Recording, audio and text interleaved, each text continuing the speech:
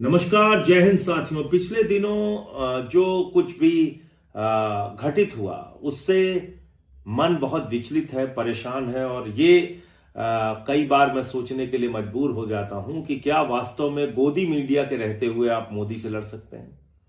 जिस प्रकार से गोदी मीडिया न सिर्फ मोदी सरकार के गुनाहों को बचाने का काम करता है, मोदी सरकार के अपराधों पर पर्दा डालने का काम करता है, बल्कि उस पर बेशर्मी और फूहड़ता के साथ उनके पक्ष में खड़ा हो जाता है। कोई भी अपराध सरकार करे, कुछ भी गलत करे, फूहड़ता के साथ, बेशर्मी के साथ उनका साथ देना है। यह गोदी मीडिया की भूमिका हो गई है। मैं आप लोगों से हाथ जोड़कर अपील करना चाहता हूं कि इस गोदी मीडिया को जगाना होगा। कोई हिंसा करके नहीं, कोई बदतमीजी करके नहीं, बल्कि अपने मुद्दे उन तक पहुंचाइए और देखिए कि क्या आपसे जुड़ा हुआ मुद्दा वो अपने टीवी चैनल पर डिबेट करते हैं। आपसे जुड़ा हुआ मुद्दा, आपकी जिंदगी से जुड़ा हुआ मुद्दा, क्या उस पर वो अपने टीवी चैनल के ऊपर भारतीय जनता पार्टी के प्रवक्ताओं से सवाल पूछते हैं।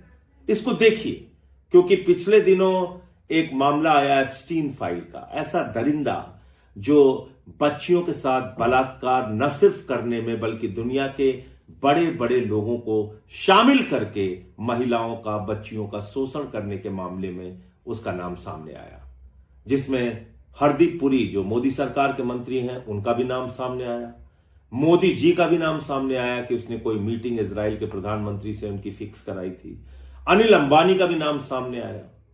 पूरी दुनिया में एप्स्टीन फाइल को लेकर विरोध हो रहा है, प्रदर्शन हो रहा है, इस्तीफे हो रहे हैं, बड़े बड़े लोगों के खिलाफ जांच चल रही है, उनकी गिरफ्तारियां हो रही हैं।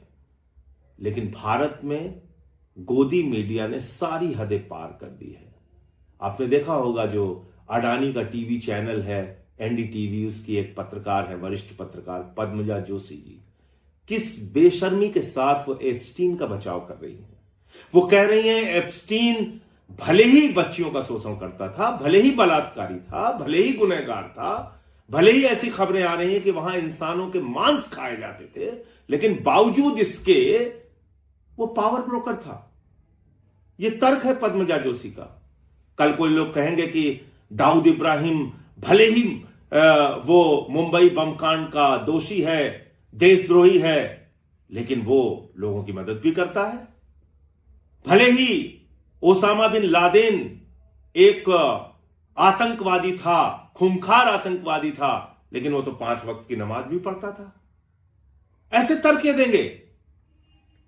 इस देश को बर्बाद करने में बहुत बड़ी भूमिका गोदी मीडिया की है। इसलिए गोदी मीडिया से आपको सवाल पूछना पड़ेगा अपने मुद्दों पर। क्या रोजगार के मुद्दे पर गोदी मीडिया कोई बहस करते हुए आपको दिखती है? क्या महंगाई के मुद्दे पर सवाल से कोई सरकार से सवाल पूछते हुए दिखती है? क्या बजट जो हिंदुस्तान का 2% शिक्षा पे, स्वास्थ्य पे 2% का बजट आया, इस पर क्या उनका सवाल सरकार से नहीं बनता कि आप इस देश को अशिक्षित रखना चाहते हैं, स्वास्थ्य की बदहाली में रखना चाहते हैं, बेरोजगार रखना चाहते हैं इस देश को? कभी आपने देखा ऐसे सवालों पे बहस करते हुए? क्या बहस होती है? सिर्फ हिंदू मुसलमान, सिर्फ आपस में लड़ाओ, आपस में झगड़े फसाद पैदा करो।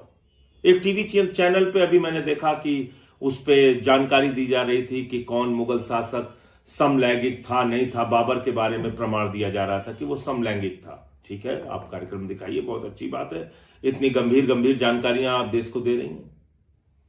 लेकिन आप एप्स्टीन जैसे खूंखार दरिंदे का, राक्षस का बचाव कैसे कर सकते हैं जो पद्मजा जोशी ने किया? तो आज से मैं आप लोगों से अनुरोध करूंगा, कोई नफरत की बात नहीं बोलनी है, कोई उग्रता की बात नहीं बोलनी है, बल्कि अपने मुद्दे गोदी मीडिया को पहुंचाओ और इन पे नजर रखो कि ये आपके मुद्दे उठा रहे हैं या नहीं उठा रहे हैं। और इसके लिए मैं 2 उदाहरण आपके सामने देता हूं और इसको ध्यान से देखिएगा। एक मामला है मैनपुरी का। मैनपुरी में करीब करीब 400 बच्चे करीब मैनपुरी में बीमार हो गए। जानते क्यों ये बीमार हुए? ये बच्चे बीमार इसलिए हुए कि इनको पेट के कीड़े को मारने की एक दवा दी गई और वो दवा थी एक्सपायरी। 2018 में वो दवा एक्सपायर हो चुकी थी। ऐसी दवा इनको दी गई।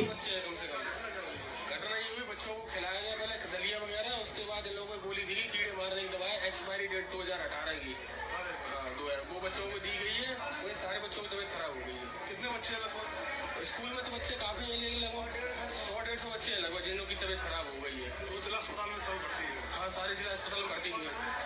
क्या आपने इस खबर के ऊपर किसी भी टीवी चैनल पे बहस देखी? क्या आपने कहीं देखा कि इस पर कोई चर्चा किसी टीवी चैनल ने की हो? किसी भारतीय जनता पार्टी के नेता से, योगी जी से, उनके मंत्रियों से सवाल पूछा हो?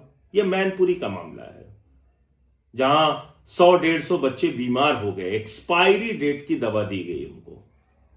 इसके बाद मैं दिखाता हूं, एक ये तस्वीर है महोबा की।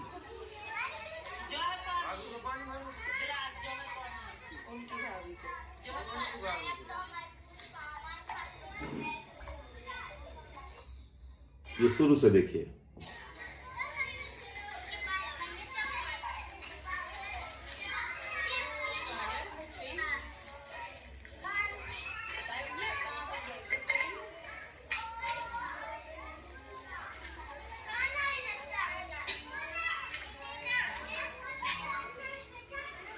तो कई लीटर पानी में छोटे छोटे मासूम बच्चों को कई लीटर पानी में 2 पैकेट दूध मिलाकर उनको मिड डे मील में दूध दिया जा रहा है।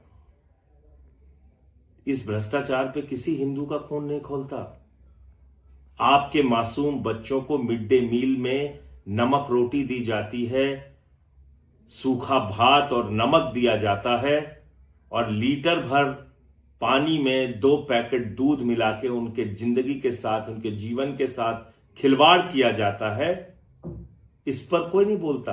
किसी मीडिया चैनल पे आपने इस मुद्दे पर बहस देखी?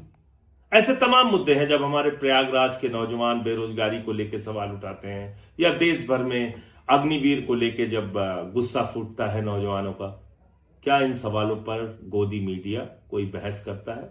आप इसको सोचिएगा।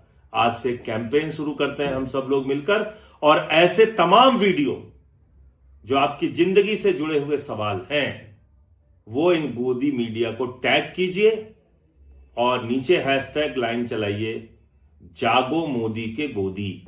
जागो मोदी के गोदी कैंपेन के तहत आप ऐसे तमाम वीडियो जिस पे बहस करनी चाहिए गोदी मीडिया को, क्योंकि याद रखिएगा गोदी मीडिया आपके टैक्स के पैसे से चलता है। जो सरकारें इनको विज्ञापन देती हैं वो आपके टैक्स के पैसे से देती हैं, और अगर ये आपकी जिंदगी से जुड़े हुए मुद्दे नहीं उठा रहे हैं तो इनसे सवाल पूछना जरूरी है, आवश्यक है।